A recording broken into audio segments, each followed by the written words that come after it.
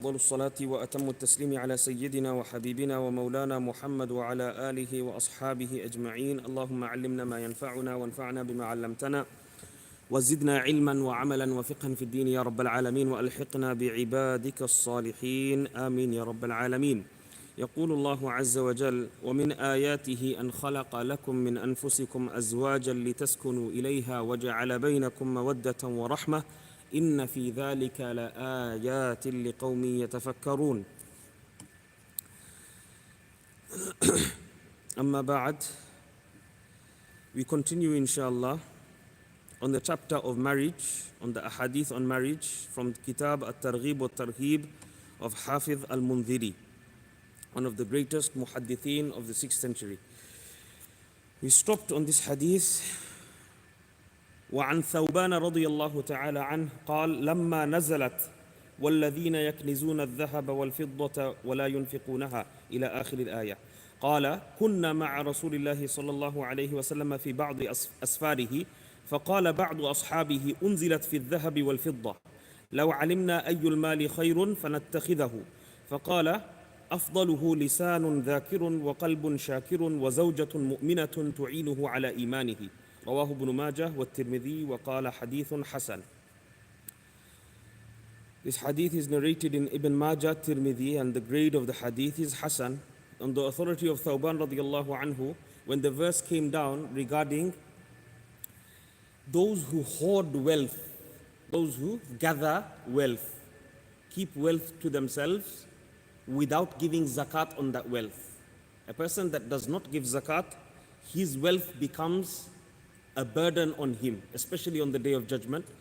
It becomes a huge burden on him, and they will be made into fire, and the person will be punished with that wealth that he has accumulated because he hasn't given the haqq of that wealth. The haqq of the wealth is to go to the poor. So here, one of the Thawban radiallahu anhu says, we were with Rasulullah sallallahu alayhi wasallam on one of the journeys, and one of the companions said, this verse was revealed in regards to gold and silver, meaning back in the days, their currency was gold and silver. They used to deal with gold and silver. They used to have real money. Unfortunately, just like we are fake, our money is fake. Okay? Now, back in the days, people were real and their money was real. They used to transact with actual gold and silver. Nowadays, unfortunately, this is not the case. لو علمنا أي المال خير فنتخذه. The question was asked that if we knew what type of wealth is the best type of wealth, then we would have taken it. Then Rasulullah sallallahu alayhi wasallam replied, he said, أفضله, the best type of wealth. Now look at the description. Normally wealth, we think of it to be money. That's the direct thing that we think about immediately. Whereas here Rasulullah replies, أفضله, the best type of wealth is a tongue that is mentioning the name of Allah subhanahu wa ta'ala. Dhikr. Lisanun dhakirun. Wa qalbun shakirun. A heart which is thankful continuously to Allah subhanahu wa ta'ala in every state of life. Whether you're going through difficulty, whether you're going through exam time, whether you're going through whatever difficulties that you're going through with illnesses, anything, any type of difficulty, your tongue is always moist with the dhikr of Allah. Your heart is always thanking Allah subhanahu wa ta'ala and grateful for every single blessing, every single particle of air and oxygen that is going in us, every single time that we can breathe out, every single time that we can even use our hands, fingers, toes, head, our intelligence, our eyes, our nose, all of this stuff Allah has given us without. We can't thank Allah enough. So therefore, this is one of the best type of wealth, that a person is always making shukr, always saying Alhamdulillah, Alhamdulillah. This must be the quality of a Muslim, to say Alhamdulillah at every, ala kulli hal, in every single situation. And then the last part of the hadith which relates to our chapter was zawjatun mu'minatun, and a believing wife, meaning a mu'mina, a wife that has true iman in Allah subhanahu wa ta'ala, faith in the deen of Islam. Tu'inuhu ala imanihi. She helps him in his iman. She helps him in his iman. She helps him to do the actions of deen in order for him to get paradise. Because it is teamwork. Marriage is teamwork. You must understand this from day one. Before you get married, you must know this inside your head. That marriage is teamwork. You have to support each other in order to get into Jannah. Because this is your life partner. If this person doesn't support you, then it's going to be tough. It's going to be tough. Therefore, Rasulullah tells us to look for a believing wife that is practicing and that will make you practice as well. Okay? Next hadith we have. وعن أنس رضي الله تعالى عنه أن رسول الله صلى الله عليه وسلم قال من رزقه الله امرأة صالحة فقد أعانه على شطر دينه فليتق الله في الشطر الباقي رواه الطبراني في الأوسط والحاكم ومن طريقه للبيهقي. Anas radiallahu ta'ala anhu says that Rasulullah sallallahu alayhi wasallam said, listen to this, man razaqahu Allahu imra'atan, whomsoever Allah gives rizq. Allah gives rizq. The woman, your wife, is part of your rizq. Many people, again, they only think that rizq is only wealth, money, the money that comes at the end of the month. Okay? This is not just rizq. Having a pious wife is great rizq also. Man razaqahu Allahu imra'atan salihatan, whomsoever Allah gives as sustenance, as provision, as rizq, a pious wife, faqad a'anahu ala shatri dinihi. Allah subhanahu wa ta'ala has already helped him, supported him, aided him in half of his deen. In half of his deen. Meaning your deen has become easy. Because once you get married, it is easier to lower your gaze. It is easier to not look at haram. It is easier not to fall into haram. فَلْيَتَّقِ اللَّهَ فِي الشَّطْرِ الْبَاقِي. So, after a person is married, this is why the encouragement of marriage is highly excessive in hadith. Thereafter, Rasulullah says, a person must fear Allah subhanahu wa ta'ala, meaning he must have the taqwa of Allah subhanahu wa ta'ala, not to go to haram. Not to go to haram. And always do that which he is commanded to do. So this is the other part, this is the other half of your faith. فَلْيَتَّقِ اللَّهَ فِي الشَّطْرِ الْبَاقِي. This is the other half of his faith.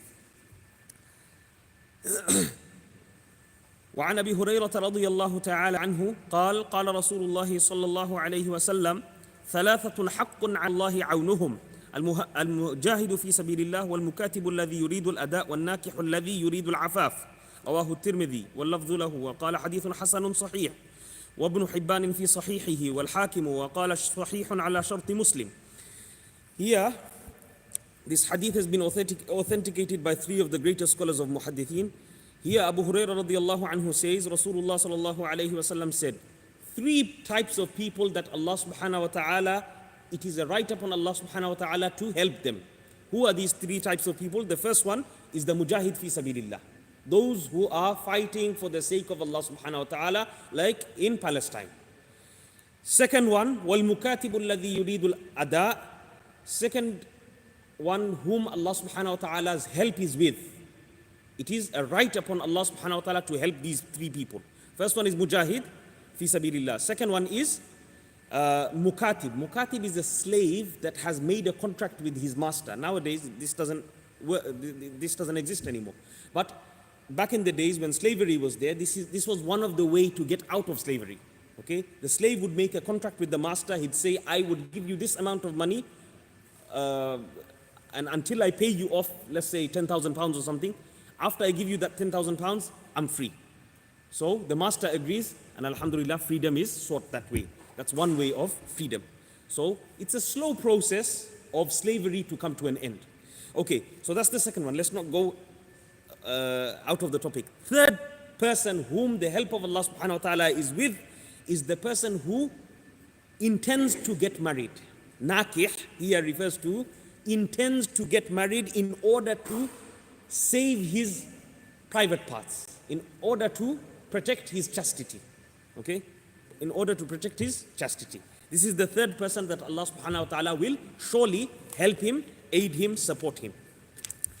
وعن أبي نجيح رضي الله تعالى عنه أن رسول الله صلى الله عليه وسلم قال من كان موسرا لأن ينكح ثم لم ينكح فليس مني.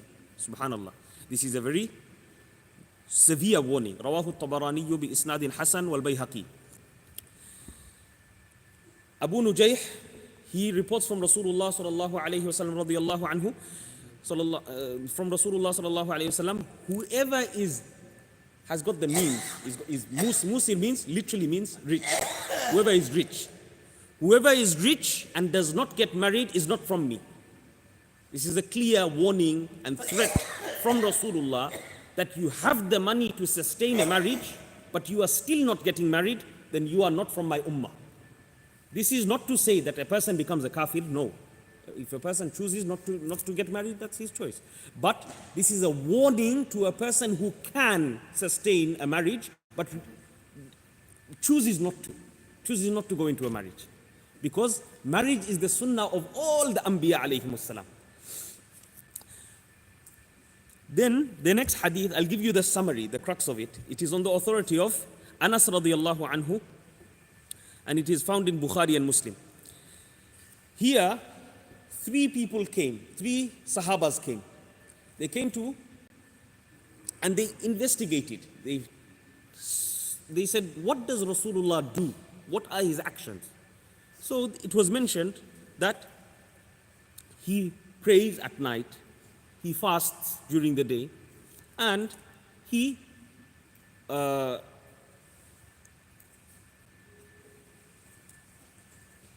also gets married. Rasulullah also gets married. These three things are mentioned. So one of them, as if they thought the actions of Rasulullah to be less. Like, this is Rasulullah. His sins are already forgiven. His sins of the past and future are already forgiven.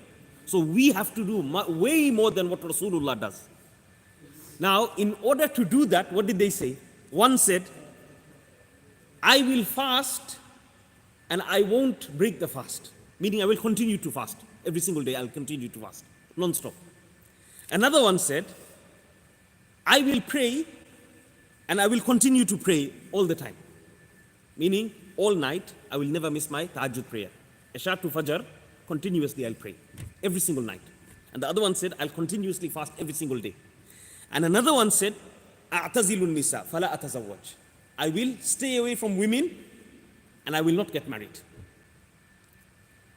All these three things Rasulullah done, but in moderation. Rasulullah prayed tahajjud every night, but he slept also. The first part of the night, he used to sleep. The first 2/3 of the night, he used to sleep. Last third of the night, he used to wake up and pray. Rasulullah, he also used to fast. He said the best fast of is the fast of Dawood alayhi salam. One day you fast, the next day you don't fast. Is that understood? Moderation.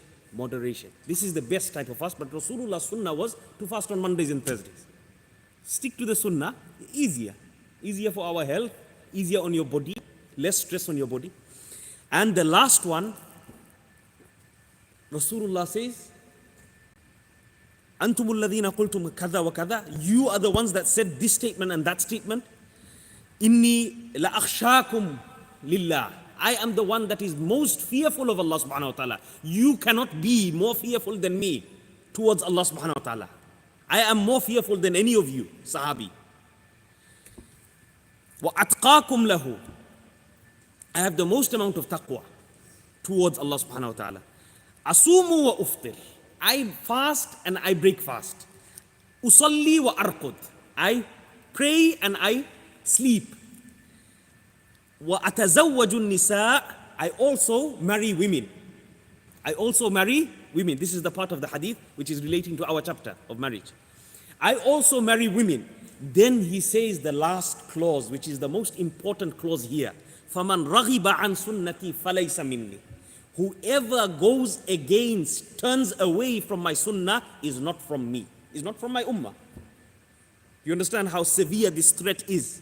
Of course, a person will not become a kafir. I said this very clearly. This doesn't refer to a person not becoming from the ummah meaning he becomes kafir. No, it doesn't mean he becomes a kafir. This is a threat. It's a severe threat to a person that refuses to get married. If a person wants to get married, then it's very clear, his intention is very clear. He wants to fulfill this sunnah, which will fulfill half of his religion. But if a person has the ability to get married, but he refuses to get married, then he will fall under this threat of Rasulullah, severe threat of Rasulullah, that I marry. So the person who said, I'm not going to marry, I'm not going to marry, I'm going to become like a Christian priest. This is against your fitrah. This is against the natural disposition that Allah created you with. This is against your desires.